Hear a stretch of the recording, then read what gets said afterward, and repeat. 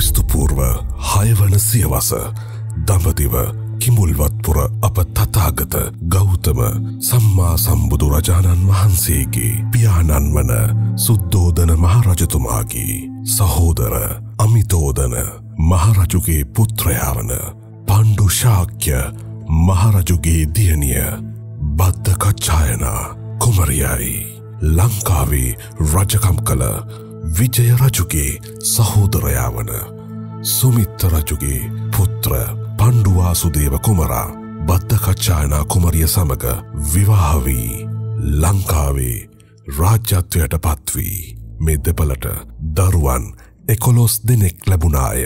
එකම දියණිය උන්මාද චිත්‍රාවන් හා දීඝායු කුමරුගේ ජේෂ්ඨ පුත්‍රයා වන දීඝගාමිනී කුමරුන් හා විවාහයෙන් පසු ලැබුණු එකම පුතු පණ්ඩුක අබේ නමින් මේ ලංකාදීපයේ රාජ්‍යත්වයට පත්වුණි. එම ශාක්‍ය වංශික ප්‍රථම මහරජුගේ අතීත ආවර්ජනය මෙසේ දිගහැරන වගයි.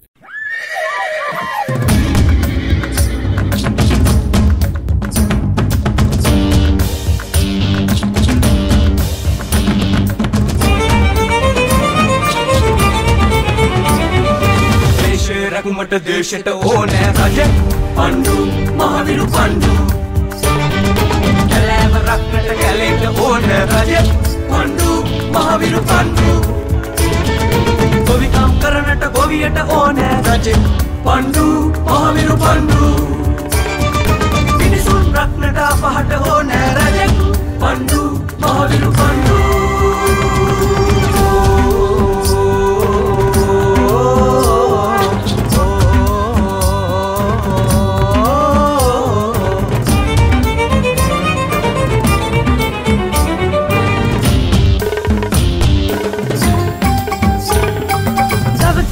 කිරි නාකිරි කටගා නරපතියක මෝපතුනේ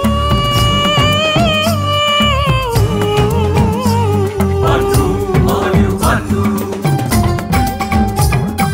බුදු පැතුමෙන් දේශය සුරකින්නට වරම් ලැබූ වීරු රජුනේ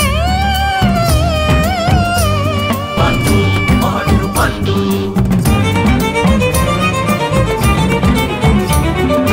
දේශේ රැකුමට දේශයට ඕනෑ රජ පණ්ඩු මහවිරු පණ්ඩු කැලෑව රක්නට කැලේට ඕනෑ රජ පණ්ඩු මහවිරු පණ්ඩු ගොවිකම් කරනට ගොවියට ඕනෑ රජ පණ්ඩු මහවිරු පණ්ඩු මිනිසුන් රක්නට අපහට ඕනෑ රජ පණ්ඩු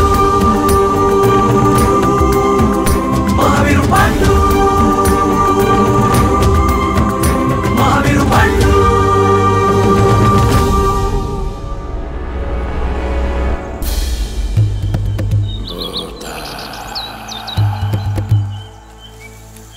රාජ කාලවේල ඔබට දැන්වත් කුමාරයා පේන්නේ අන්තන් හරි හැකියාවක් ලැබුණද? නෑ කාලවේල නෑ මට කිසිම දෙයක් පේන්නේ නැහැ කාලවේල හැමතැනම කළුවරයි කිසිම මනුස්ස ප්‍රාණයක් පේන්නේ නැහැ කාලවේල මටත් හැමතැනම කළුවරයි අපිට මේ මොකද උනේ? යක්ෂ ආත්මයට ආවට පස්සේ පව් මේ වගේ දෙයක් සිද්ධ වුණාමයි. අපට යම් යම් සීමාවල් පන්නන්නට බැරිකම විතරයි නෝ සිද්ධ වුණේ. මේක නම් බලගතු මනුස්ස පරාණයක් විසින් කරාපු දෙයක්.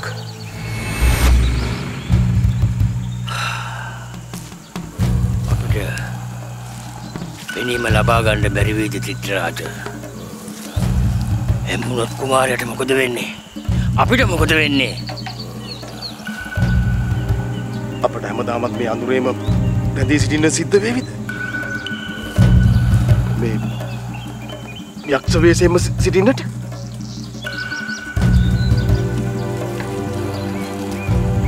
අපිට මේ සිදු දෙයින් මිදෙන්නට අපි කුමක් කළ යුතුද කාලවේල? අපට කොරාන්න තියෙන්නේ යක්ෂ සේනාධිපති උන්වහන්සේට කන ලව් කොට උපකාර ලබා ගැනීම පමණයි. ඒ හැර වෙන කරන්න කිසිවක් නැහැ.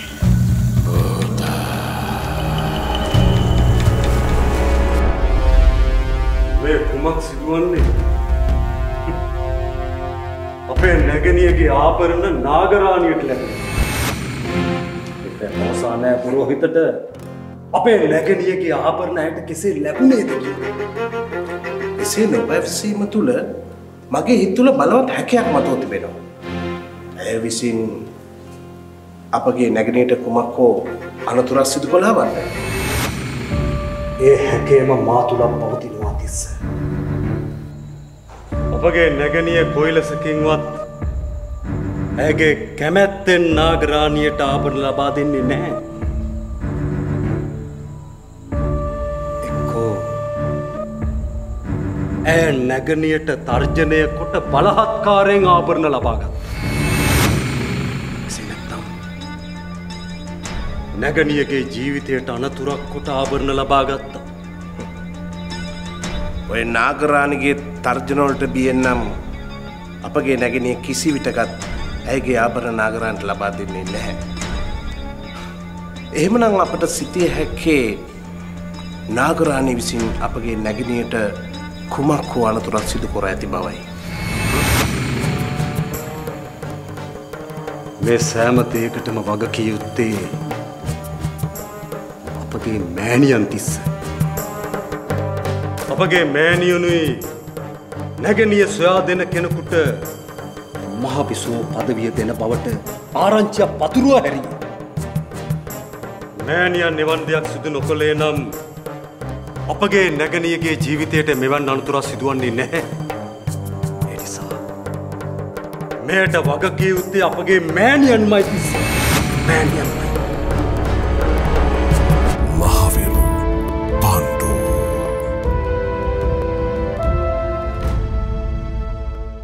වීව එකතුණු උකුතේ එකක රස උපරිමයි. මහවිරු පණ්ඩු.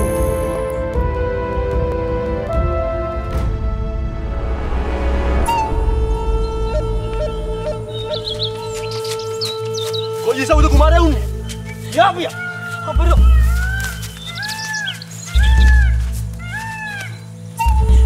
මේ මෙතන ඇඳගෙන තමයි වස්තනු නාදය කොලේ.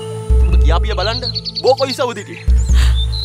මං අර පේන ගල් තලාව උඩ වාඩි වෙලා කුමාරයා වස්තනු නාදය කොනවා හං හිටියා. බාන් අර ඉසව් ඉඳගෙන කුමාරයා හැක් වගේ රැක්කේ. ගස්කල් අස්සේ ඉන්නේ. කුමාරයාගේ ළඟින් ඉන්න තියුණා නෝන. මං කියන දේවල් අහන්න නැති එකේ ප්‍රතිවිපාක තමයි මේ. කුමාරයාට නාගයාගෙන්වත් කරදරයක් සිද්ධ වුණා නම් අනේ අපරෝ. එහෙම වෙන්න විදියක් නැතුවනේ අපරෝ. බ්‍රාහ්මණ උන්නාන්සේ නාග පිල්ලේ විනාශ කරන්නේ අපරෝ.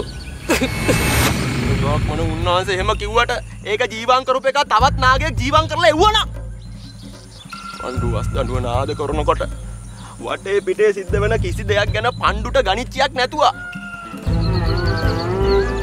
මට හැකයක් තියෙන්නේ අර මන්තරාචාර්යගෙන්වත් පණ්ඩුට කරදරයක් වුණාද කියලා. අපරෝ. මුතු දන්නවා අර මන්ත්‍රාචාර්යයා තමයි අපි කුමාරට මොකක් කරවින්නේ යකොරට ඇත්තේ. ඒක තමයි ගොම්බක භූතේ. ඔබ පණ්ඩු ළඟින්ම හිටියානම් ඕම වින්නයියක් වෙන්නේ නෑ නෝ. ඒකනේ මං දොඩන්නේ. එසේනම් අපගේ නැගණිය පැහැරගන්නට ඇත්තේ නාගරාණිම විය හැකියි.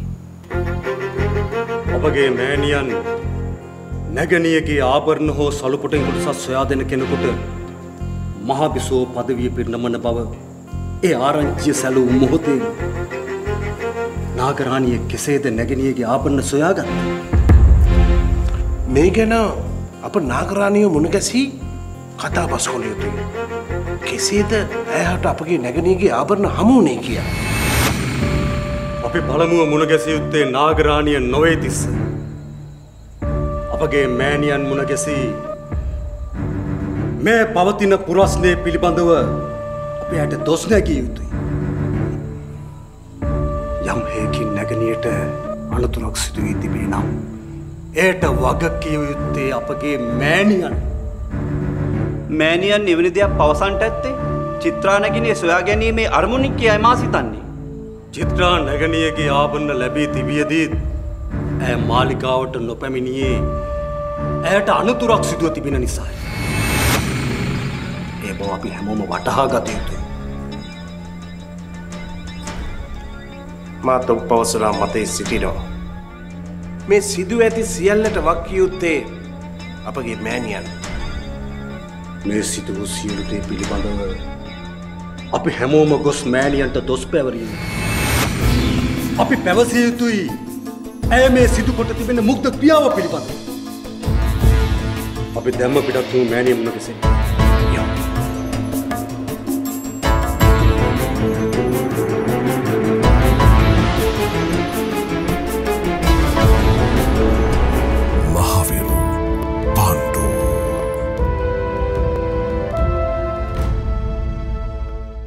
නෙල්ලි මතකෙන් ගිලිහුණු බ්ලැක් ෂයිනි කෙස් කලඹක රහස සන්සිල්ක් බ්ලැක් ෂයින් සමගින් මහවිරු පණ්ඩු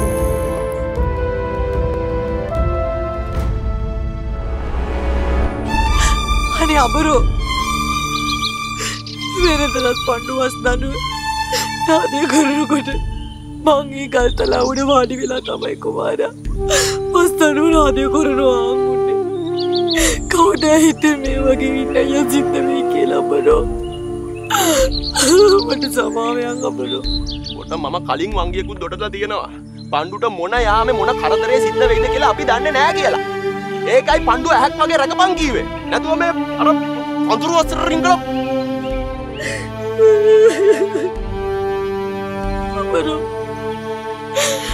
ඔය ආකාරයට බැලන කන්නේ අපරෝ.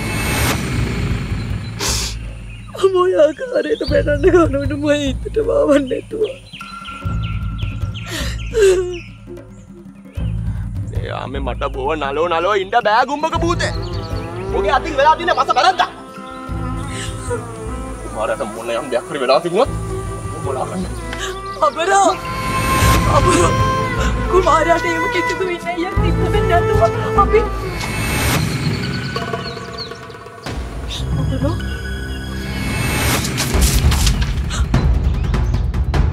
Abaro!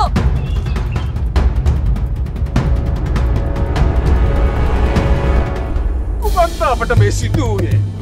කුමන්ත!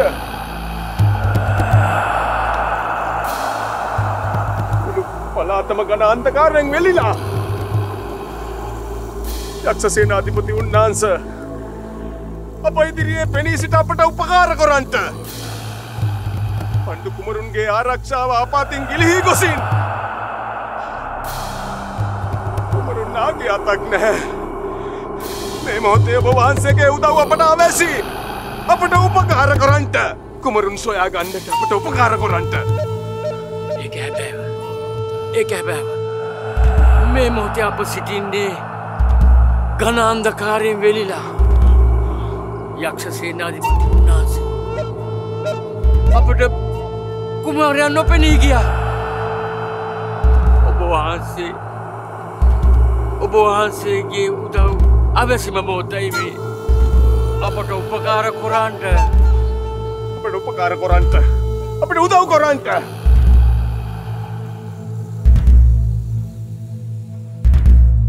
අපට උපකාර කරන්ට.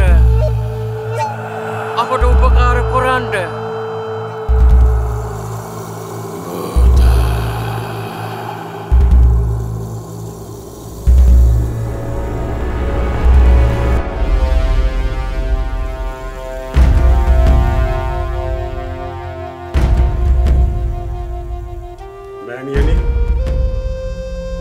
කුමක්ද මෑණියනි මේ සිදු කොට ඇති මුග්ධ ක්‍රියාව? මෑණියන් විසින් සැලකලේ ආරංචිය නිසා අද දින අපේ චිත්‍රා නැගණියගේ ජීවිතයට අනතුරක් සිදු ඇති බවට අපට හැකියාවක් පහළ වී තිබෙනවා. කුමක්ද පුතණුනි නුඹ මේ පවසාලන්නේ? මා එවන් ආරංචියක් පතුරවා සිදු කළේ මුග්ධ ක්‍රියාවක් නොවේ. මහවිරු පණ්ඩු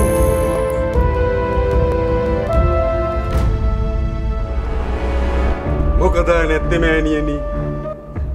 ඒ ආරංචිය සැලූ මොහොතේම නාගරාණිය විසින් චිත්‍රා නැගණියගේ ආභරණ සොයාගත්තේ.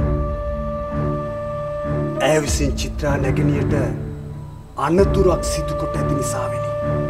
මෑණියන් එවන් ආරංචියක් පැදිරුවේ නැත්නම් නාගරාණි අපගේ නැගණියගේ ජීවිතයට හානි කොට ඇගේ රන් ආභරණ ගෙනවිත් දෙන්නේ නෑනේ. මෑණියනි, ඔබ විසින් සිදු කළ එම ක්‍රියාව මාද අනුමත කරන්නේ නැහැ. මෑණියන් විසින් සිදු කළ එම ක්‍රියාව නිසා අපගේ නැගණියගේ ජීවිතයට නාගරාණිය විසින් යම්සි අනතුරක් සිදු කොට ඇතැයි මාද අනුමාන කරනවා. මා එවන් දෙයක් සිදු කළේ කිසිවෙකු හෝ මගේ දියණිය රැගෙන ගොස් සංගවා තබාගෙන සිටීනම් ඇයව සොයා ගැනීමේ අරමුණේ පුතුණුවනි. දැන් සිදුව තිබෙන්නේ එය නොවේනේ මෑණියනි. නාගරාණිය පවසන්නේ නෑ චිත්‍රා නැගණියගේ දඹරන් ආභරණ කෙසේ ලැබුණේද කියා. එසේ නොපවසන්නේ ඇය විසින් චිත්‍රා නැගණියට යම්කිසි අනතුරක් සිදු කොට ඇති නිසා. මේ සියලු දේට මෑණියන් වගකිවිය යුතුයි. ඔබෙනි වදන් පවසමින් තවත්වත් මගේ සිත රිදවන්නට එපා පුතුණුවනි. නුඹලා දන්නේ නැහැ මේ මෑණියම් කෙතරම් දුකකින්ද කල් ගෙවන්නේ කියා.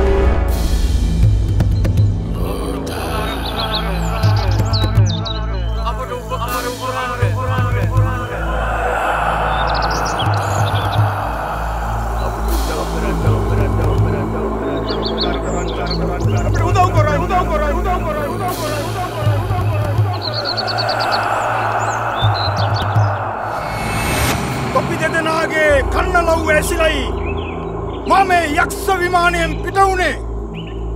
ඇයි බලව්? කුමාරයා අසල හිඳලත් තොපිට කුමාරයව මේ වින්නයියෙන් බේරගන්න බැරි වුණේ. කියපියව්. අපගේ බලය අපට නැති වී ගියා යක්ෂ සේනාධිපති උන්වහන්සේ. අප කුමාරයා තනිකොළේ නැහැ. අසලින්මයි සිටියේ. තොපි කුමාරයා ළඟ හිටියත් කුමාරයා ගැන විමසිල්ලෙන් නොසිටිය බවයි මට පේන්නේ. බලව් මං උඹලට පවරපු එකම කටයුත්ත පණ්ඩු කුමාරයාට ආරක්ෂාව ලබා දීමයි. මට මේ වැඩේට වෙනත් යක්ෂයෝ දෙපළක් යොදවන්ට තිබුණා. එහෙත් මං එසේ නොකළේ මනුෂ්‍යාත්මයේ සිට උඹලා දෙන්න කුමාරයාගේ ආරක්ෂාවට හිටපු නිසායි. අප හිස් කැසුම් ලැබේද මේ යක්ෂාත්මයට පැමිණ කුමාරයාව ආරක්ෂා කිරීමටයි යක්ෂ සේනාධිපති උන්වහන්සේ. උඹලා මනුෂ්‍ය ලෝකයෙන් චුත වෙලා මේ අමනුෂ්‍ය ආත්මය ලැබූ මොහොතේ ඉඳලා උඹලගේ ප්‍රධානියා මමයි.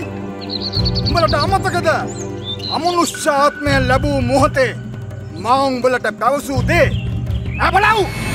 නැත්නම් යක්ෂ සේනාධිපති උන්වහන්සේ, ඒ හැම දෙයක්ම අප සිහියේ තිබෙනවා. අපට මේ යක්ෂාත්මයෙන් මිදිය හැක්කේ පණ්ඩු කුමාරයා මේ හෙළදීපේ රජ වූ දොහක පමණයි. ඒ බව දන්නවනම් බල හැම මොහොතකම කුමාරයා ගැන අහගහගෙන සිටිය යුතුයි. අමනුෂ්‍යයන් වෙන ඔබලාට මේ අමනුෂ්‍ය ආත්මයෙන් මිදෙන්න දිවි හිමියෙන් කුමාරයාට සේවය කළ යුතුයි. තොපිට වැටුණයි.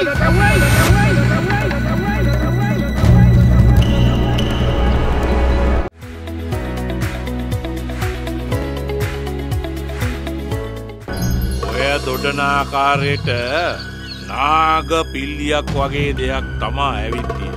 ඒ කියන්නේ මොකා හරි දෙයක් සිද්ධ කරලා පණ්ඩුව අතුරුදහන්. දැන් කොපණකොළුවා සිටින්නේ අසීහෙන්ලු. රාතිස්ස මොන තරම් සතුටට කාරණා.